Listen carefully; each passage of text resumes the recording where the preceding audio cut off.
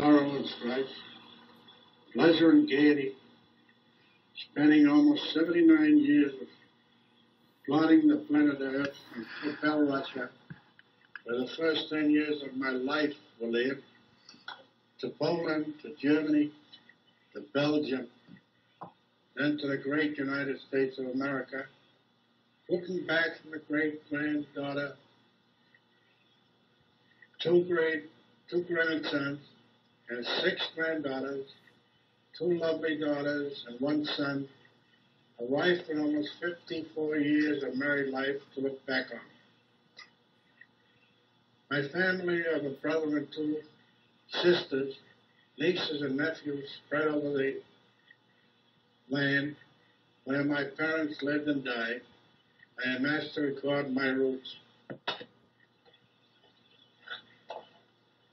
Just to record the life and love of my dear mother, who was a true pioneer, will take several volumes. When my grandmother Shtetl passed away at the birth of her 8th child, my Aunt Molly, my mother was a young lady of 19 years. Because mother was the 2nd child next to Uncle Nathan, mother had to take on the care of every part of my grandfather's household, including Uncle Max, Harry, Ben, Philip, Samuel, and infant Molly. The house, the same one that I was born in, was large, with high ceilings and a huge kitchen with a brick oven, large enough to sleep the entire family on its top during cold winter nights, along with housing 1 or 2 cows in the kitchen.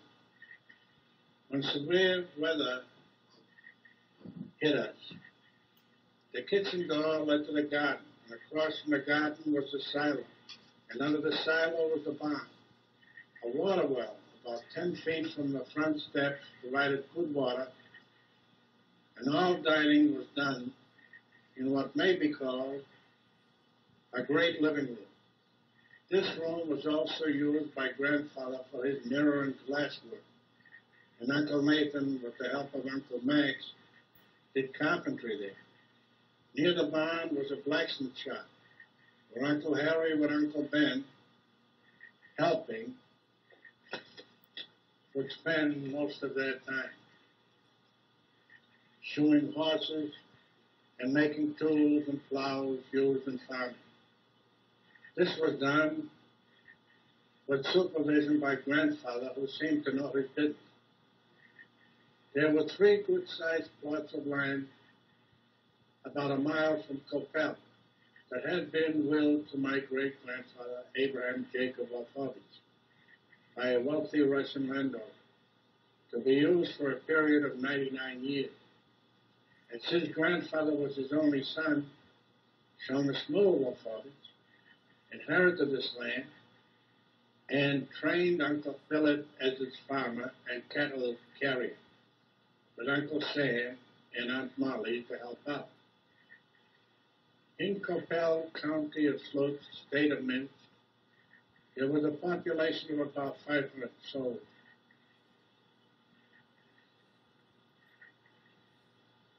No sewers, no running water, no coal, no gas, no electric, no bathroom, and no toilet. Light was by candle or by kerosene light. There was a cluster of 3 separate shul about 100 yards from grandfather's home. Across a great marketplace, on the other side of the town, was an Orthodox cathedral.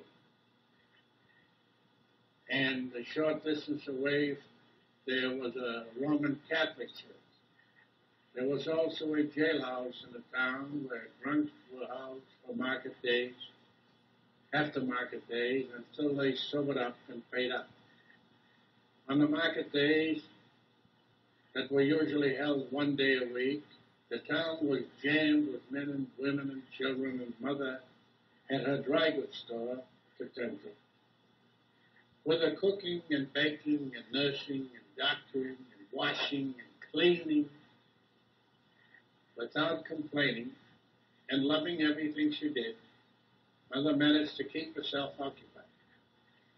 A year or two after Grandmother Shtetl passed away, Grandfather remarried. The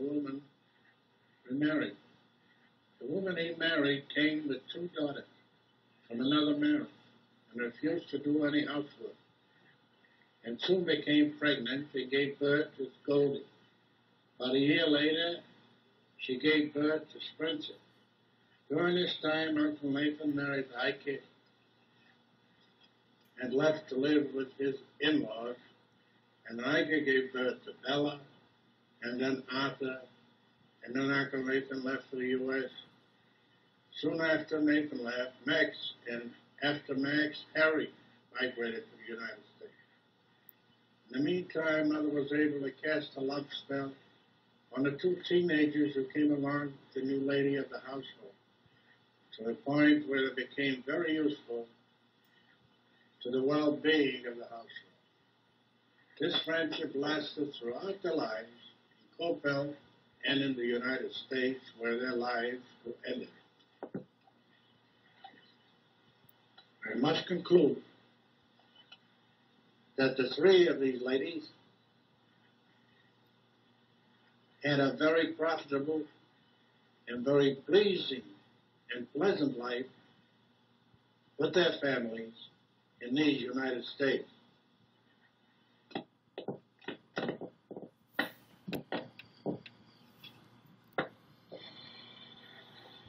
As for Goldie and Princess,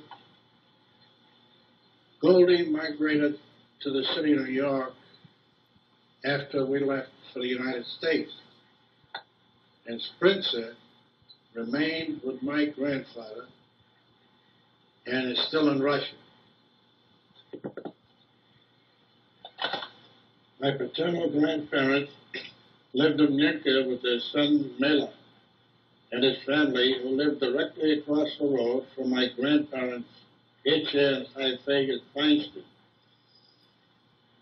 who brought 17 children upon this earth, 2 sons and 15 daughters.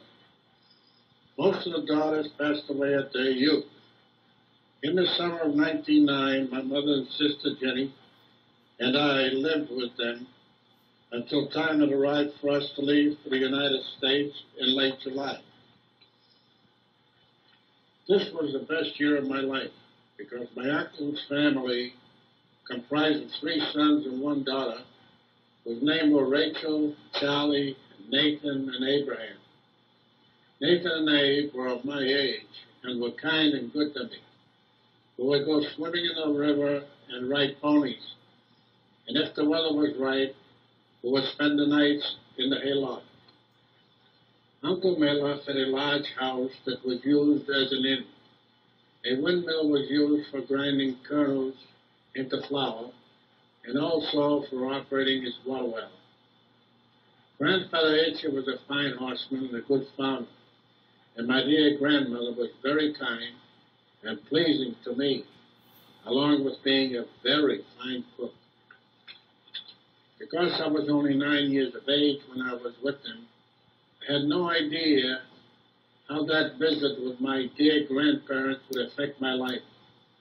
It is with gratitude that I thank the Lord that I was allowed this enormous pleasure.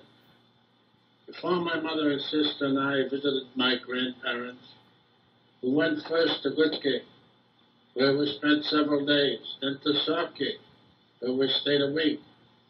Sarki lived along the road of a great forest. From there we went to Slutsk, where Aunt Malta Eva lived with her husband. She had no children. So we hurried Mother along to go to Minka, where my grandparents lived. Gutke and Sarki and Matleva were all the daughters left alive in 1909 from a brood of 15 girls. Of course, our reason for these visits was to bid them our goodbyes, which was sad. But the goodbyes to my grandparents in Blinke and also in Kapyl, the sadness was unbearable. My father, whose name was Nathan Feinstein, was drafted into the Russian Army at the age of 21. After completing his 3-year stay in the Army, and upon his return home to Minka, Father stopped over to visit his uncle, Shtetl Wolfovich, where he met and married my mother in the spring of 1897. They made their home with my grandparents, Shtetl and Sioux. Father was a cabinet maker by trade and soon established himself in the Kopyl making fine furniture. January 23, 1899, I was born. With my birth came trouble. Mothers had to be able to produce milk for their infants, or the infants would die of starvation. In my case, there was no milk, so as luck would have it, Aunt Reike, who was still nursing her son Arthur, decided to wean Arthur and take me on as a boarder. This saved my life, thanks to Aunt Reike. The next 2 years, 2 other sons were brought into this world by my parents, who died in their youth because of starvation.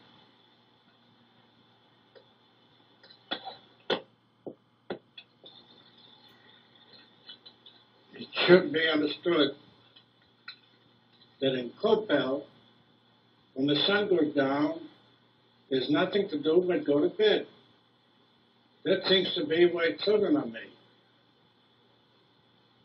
There was really no other thing to do that didn't cost money. But the cost of kerosene, what it was a lot cheaper to do one's homework during daylight.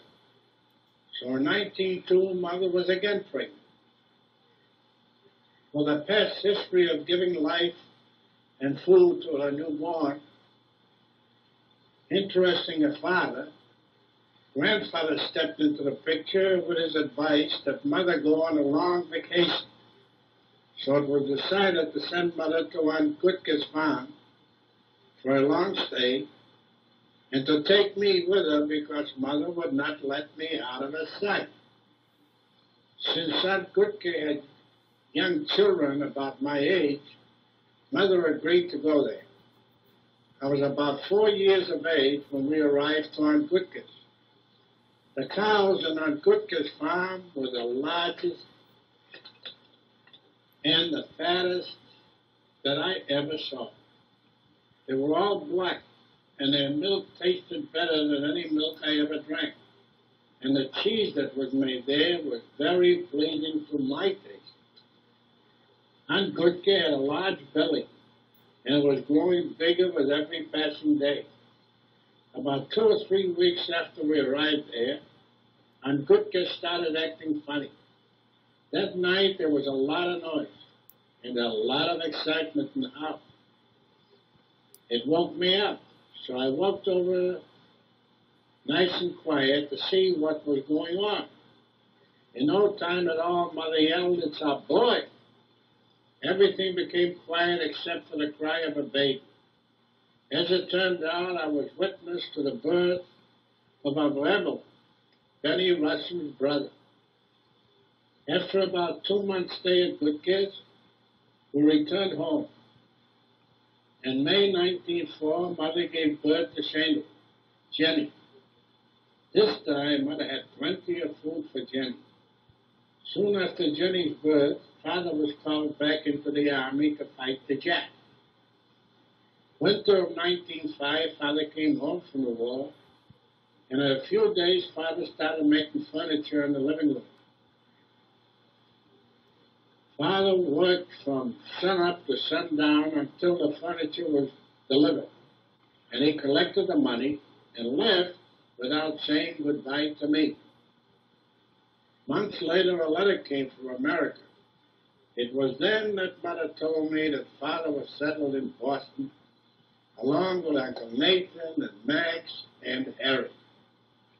Uncle Ben and Molly and their children Jack and Ida, along with Uncle Sam, left Russia, and Sam came to Boston, and Ben and his family settled in Sioux City, Iowa.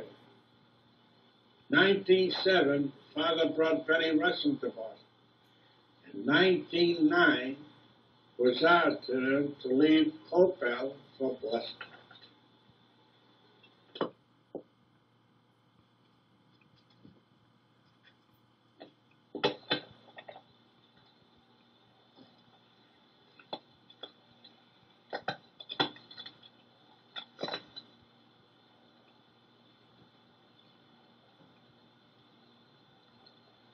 Just to tell that I was born in Kopyl, it would simply confuse any person who listened to what I was trying to say, and let it go at that. Who cares about Kapulye anyway? Over 9 years of my life I lived in and around Kapulye. Kapulye, a town of about 500 or 600 people, is a town in Russia, in the state of Minsk, and the county of Sluch. To enter Kapulye from the south, there were two separate roads, several hundred feet apart. Kapulye was what the Jewish people called the town where I was born. The Russians called it Kopyl. Entering the town from the Gentile side, one passed through a great forest, and as one approached the town, there was a large cemetery to the right. Then there was a long hill to climb with small houses along the sides of the road. You were in the town of Kopyl when you reached the top of the hill and passed by the constabulary to your left. There one found a great plateau as far as the eye could see. First you were in a great market area. Over to your right was the great Russian Orthodox Church. And on a line with that church, and some distance from it, was the Roman Catholic Church. And for quite some distance, there were mostly Christian homes around the churches. The gathering place was mostly in a great marketplace. There, stores such as the drugstore, the dry goods store, the hardware, the bakery, and the candy store was the tiniest of all the stores.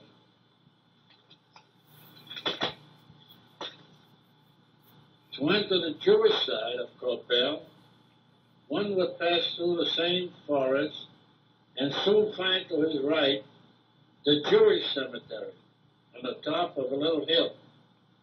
Following the road to the town, one passed houses on both sides of the road. Just before you came to the beginning of the hill, and to your right was the Usher house, where the matzeva maker lived with his family and 3 sons and 1 daughter, Ike, who married Uncle Nathan, and who saved me from extinction as an infant. When one reached the top of the hill, on the Jewish side of the left was the Hebrew school. Then there was the rabbi's home. Then there was the shul, a cluster of 3 different shuls erected in a great square. The street where grandfather's house was on, the east corner was the inn, where people stopped to eat and drink and stay over. On the west corner of the street was the winemaker's home and business. And about 50 feet from the winemaker was grandfather's house. This house was big and tall, with tall ceilings and a good-sized attic where was stored apples and pears for use most of the year. There was a huge dining room table where all our meals were served. And part of this room was used for carpentry work and glazing and mirror making. And the entire north side of the house had bedrooms. There was a very good water well about 10 feet from the front of the front porch. That was our own well. The kitchen had a great oven, heated by logs of wood. The oven stood about 7 feet tall and about 10 feet wide and about 20 feet long. On the top of this oven,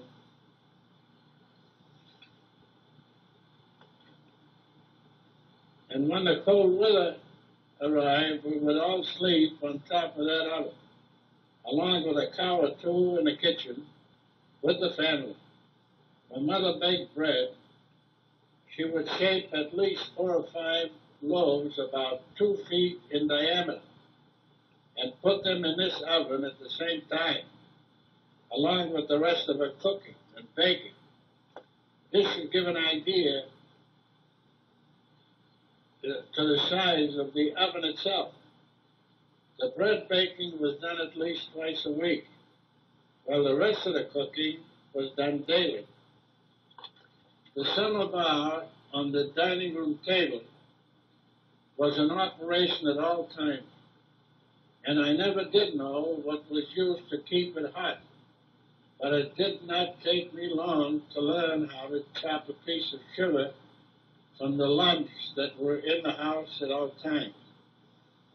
The only one in the entire family who would talk with me was grandfather, and since he never mentioned the sugar bit, I took it upon myself to not only chop some for myself, but to serve others with that sugar.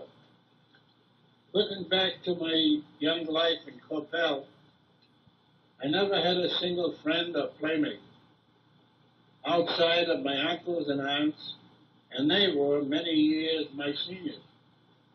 There was a great garden that we would enter from the kitchen door, where all our vegetables grew, that lasted all year long, because under that garden was a great cellar.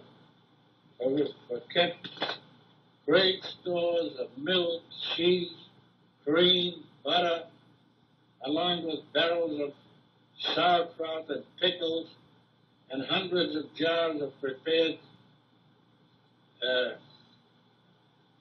jars of jams and jellies and certain vegetables. This cellar was deep and huge and would be entered through a small lift that was set in the center of the garden. The silo was directly across from the garden, where were stored hay, oats, corn, wheat, along with other things that belonged in a silo. Under this silo was the barn, where were kept 2 cows and several horses, along with a dog or 2 and some cats. No dog or cat was ever allowed in grandmother's house, and I was forbidden to pet a dog or a cat because I was told that they were not ever clean. Horses and cows were curried and cleaned, but never dogs or cats. So I kept them at my distance. I never saw a police officer in Kopyl, and when it was rumored that the Cossacks were coming, all living things were removed from sight, and the shutters were closed. So I never saw a Cossack in all the time that I lived in Russia. But after they left the town, there were always some dead bodies that had to be buried in Kapyl. Sometime I would wonder to myself how I would act if I met up with a live Cossack. If I would mention the word Cossack, I would be warned never to mention that word again. But somehow I always felt that I would like to meet up with one of them and maybe bite his ear or pinch his nose or do something to make him yell out. But it never did happen. I probably mentioned before that Kopyl, or any other town or village that we visited in Russia, while I lived there, had much less improvements than we had in Kopyl.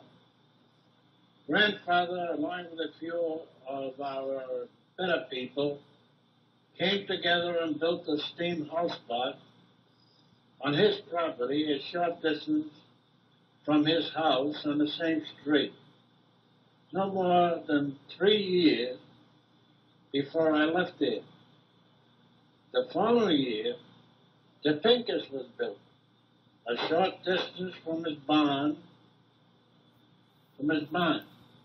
Before the Pincus, when anyone had to perform the number 1 or 2, day or night, they just went outside and performed the act just like any animal would do. But the Pincus was another story. There were 2 separate sections, one for men and the other for women, with 12 persons on each side, where one could sit in comfort exactly as if one entered an outhouse for this comfort. Kopyl's Pincus became an interesting talking point all over the area. In Kopyl, the only lights were by candle or kerosene lamp. There were no paved streets, no sewer, no coal, no gas. If one can imagine the great life change brought to Kopyl by the steam bathhouse and the Pincus, the effect brought many visitors just to view and enjoy its great comforts. However, no matter what good one does, some are hurt by it. Pigs were always roaming around Kopyl. And when a pig saw anyone drop his pants, the pig was licking his chops and standing by ready to chomp up his delicacy. If the Pincus did anything bad, it hurt the Kopyl pigs.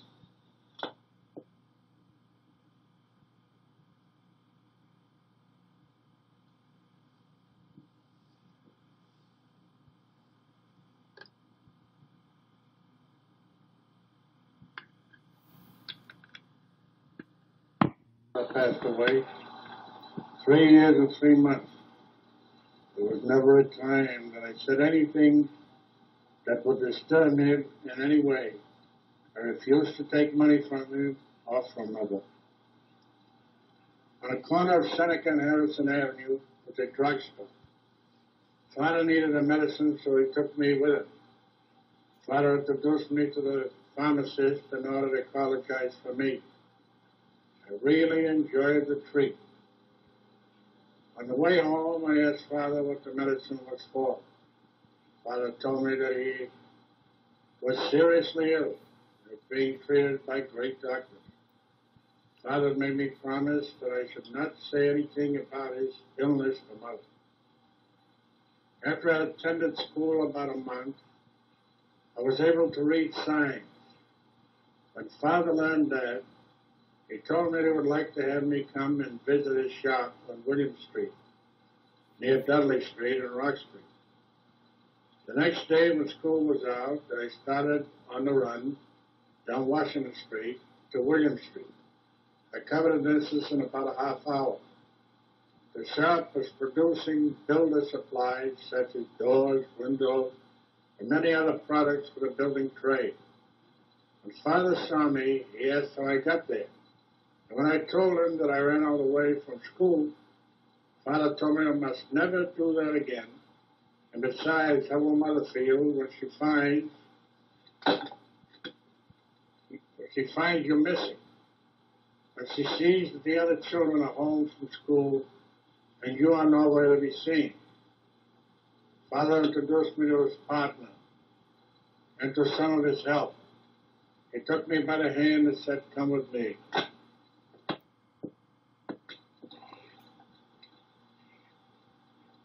We got on the delivery wagon. A beautiful gray horse provided the transportation back to Seneca Street. Father let me off and went back to the shop. When I entered the house, Mother asked where I had been so late. And I told her that I went to Father's shop and that Father brought me back to Seneca Street, then returned to the shop. Mother said, "How could you do that to me? What if you were lost?" I answered, "But I am here." Mother said, "If you can run to the shop without telling me first, you can wash the floor in the bathroom and the hall. That will teach you a lesson." When Father came home, Mother asked him what he thought of his visitor. Father said, "Our son is Americanized." All the people in the shop told me that they were surprised and delighted with my visitor as I was. I told Nathan not to do that again unless he tells you first. The day before Thanksgiving, Father took me with him to the shop. After the wagon was loaded, one of the men came along with us. Father did the driving. He drove to a building on Washington Street near Columbia Road. There the wagon was unloaded, and our men drove the wagon away. Father took me by the hand, and we walked up many stairs. When we got to the top floor, I recognized my Uncle Max, who was working as a carpenter. Max grabbed me up and gave me a bear hug, and Father told him about my first visit to the shop. Uncle Max couldn't get over it.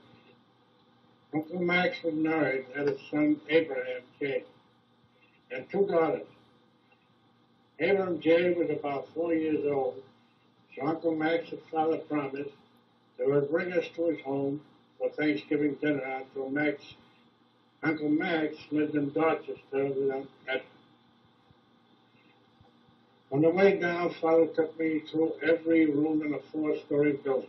When we left the building, walking towards Grove Hall, Father told me that the building was the first to have electric lights and steam heat in that area, and that he was the builder, and that building would be ready for occupancy in about a month, and that it had 4 apartments on a floor. At Grove Hall, we boarded a Dudley Street car. At Dudley Street Station, we walked upstairs and boarded an elevated train and got off at Dudley Street. We picked up a transfer and took a streetcar on Washington Street and got off at Asylum Street, just 1 block from Seneca Street. I asked Father how much money it cost for the ride, and he told me that it cost a nickel, and that I rode for free because I was under 12 years of age. I asked him if I could take the ride by myself. Father said they would have to pay a nickel the same as he.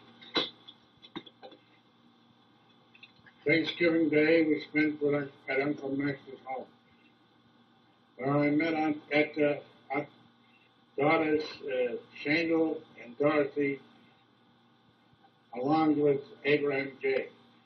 After dinner, I took Abraham by the hand and we took a walk. Before I started out, Father put some change in my pocket.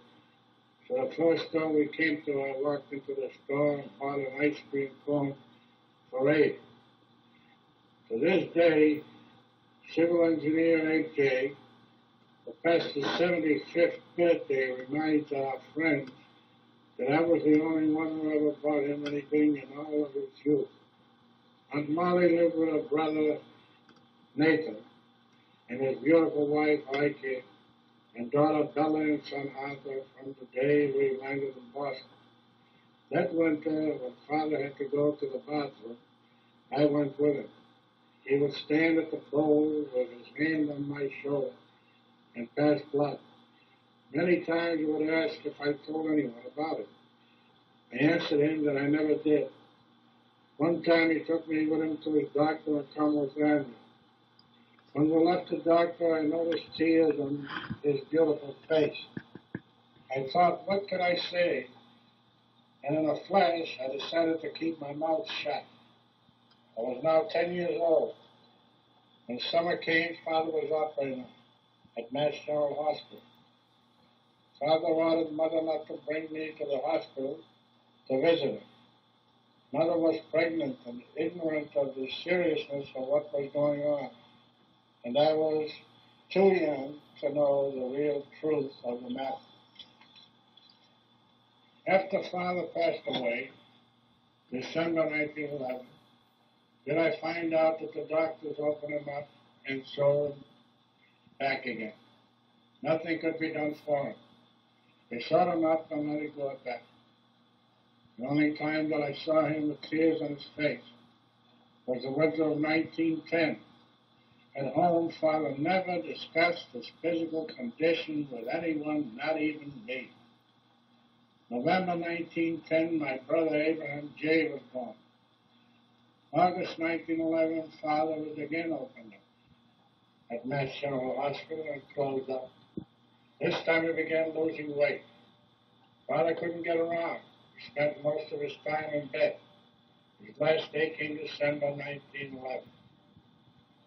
About 3 o'clock in the afternoon,